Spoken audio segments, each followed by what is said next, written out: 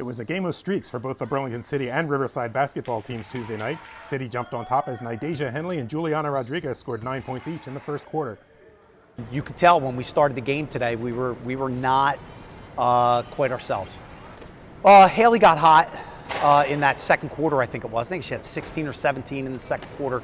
And Emily Wojciechowski got a little more physical inside. We stopped allowing penetration, which opened us up a little bit on offense. Haley Russell scored 20 of her game-high 31 points in the second quarter, and Riley Starks shot at the buzzer gave Riverside a 31-27 halftime lead. But Henley and Rodriguez put City on top again in the third.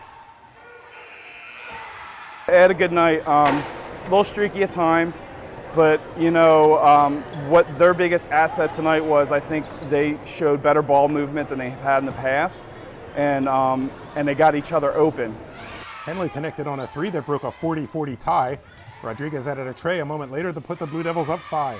We was all talking. We was trying to tell each other to keep your heads up because we're still in the game. There's still time on the clock, and no matter how much time's left on the clock, it's still a lot of time. So we need to do what we need to do and win. We just had to stay together as a team. It was getting a little frustrating. We was missing shots. We kind of got down on each other, but then we just had to pick it right back up, and then we just started playing again and got right back together.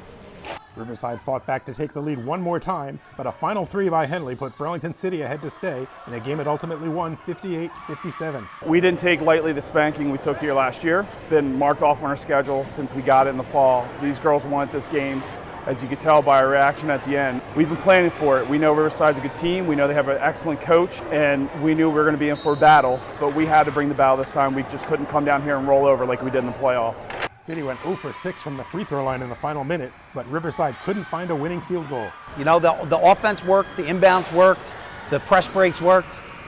Sometimes the ball goes in, sometimes it doesn't. It went in for Burlington City tonight. And we're going to turn it around to try to get it in on Thursday against Florence. From the Pop Vernon Fieldhouse at Riverside High School, this is John Lewis.